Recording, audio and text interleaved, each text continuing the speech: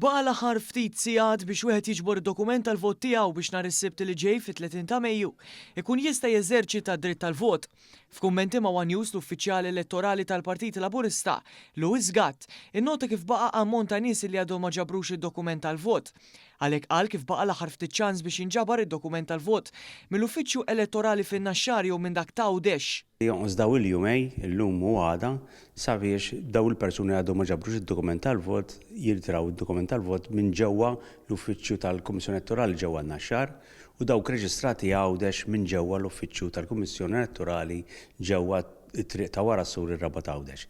Il-ħinijiet huma bejn 8 u s-sija u bejn 3 u d-9 ta' bil-lejl, għada l-ħamis il-ħin ikun sa nofs il-lejl. Il-ħamis ikun sa nofs il-lejl sabiex persuna tirtira id-dokument tal-vot tagħha.